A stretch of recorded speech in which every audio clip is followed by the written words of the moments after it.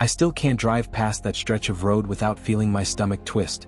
It's one of those memories that keeps you up at night, staring at the ceiling, asking yourself if there was something, anything, you could have done differently. It started like any other Friday evening. I was driving home after work, skirting the outskirts of London where the city sprawl gives way to quiet countryside. It had been an unusually warm day for early spring, and the sun was just dipping below the horizon, painting the sky in swathes of orange and pink. The road was nearly deserted, just the hum of my car engine and the occasional chirp of birds. It's a peaceful drive usually, but that night something felt off. I noticed a car ahead of me parked awkwardly at the side of the road. The driver's door was open and a man was standing nearby, waving his arms frantically. His silhouette was backlit by his car's hazard lights, flashing in the growing dusk. I'm not the kind of person to ignore someone in distress, so I slowed down and pulled over a safe distance behind him. As I got out, he jogged towards me looking panicked. "Please, mate, I need your help," he said, his voice strained. "My friend's gone missing. She's just vanished. One moment she was here and then..." He gestured wildly at the surrounding fields, his words tumbling over each other. I tried to get him to calm down, asking him to explain. His name was Mark, and he and his friend Emma had been on their way back to the city after spending the day hiking. He claimed they had pulled over because Emma wanted to take a few pictures of the sunset.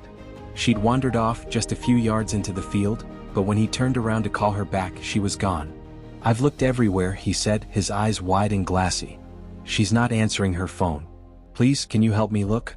There was something in his tone, a raw desperation, that made it impossible for me to say no. I grabbed the flashlight from my glove compartment, and we headed into the field together. The tall grass rustled around us, and the fading light cast long, eerie shadows.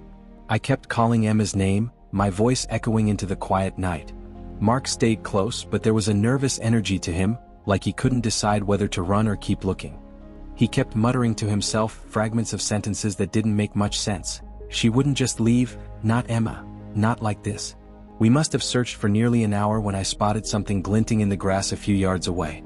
It was a phone, its screen cracked but still lit up, displaying an incoming call. The name on the screen read Mark. I froze, holding up the phone. This is Emma's, right?" Mark's face went pale and he nodded slowly. "Yeah, that's hers." Something about his reaction didn't sit right with me.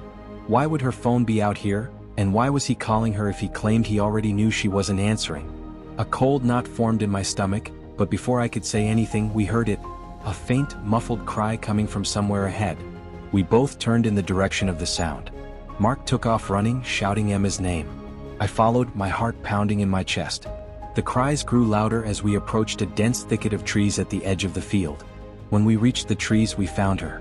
Emma was tied to a tree, her hands bound behind her back, her face streaked with tears. She was alive, but she looked terrified.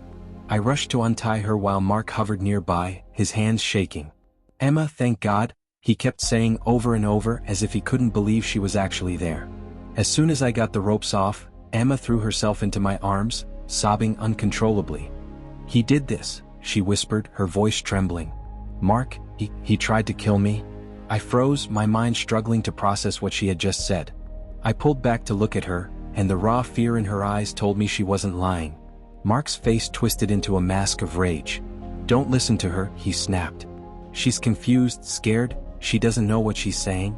But Emma clung to me, her grip like a vice. "No, he's lying," she insisted. He's obsessed with me.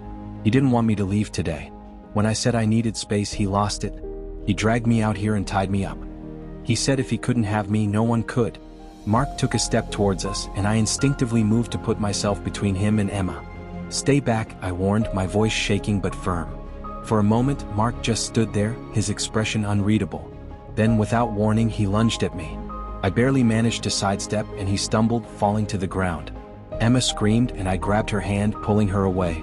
We ran back towards the road, my flashlight bobbing wildly as we stumbled through the tall grass. I could hear Mark shouting behind us, his voice growing fainter as we neared the cars. When we finally reached the road, I fumbled for my phone and dialed 911. The police arrived quickly, and Mark didn't put up much of a fight when they arrested him. They found rope and a knife in his car, along with a notebook filled with disturbing entries about Emma, obsessive, delusional ramblings about how they were meant to be together. Emma was shaken but grateful to be safe. She thanked me repeatedly, saying I'd saved her life. But the truth is, I've never stopped thinking about how close she came to dying that night. And how close I came to being just another witness who didn't see the signs in time.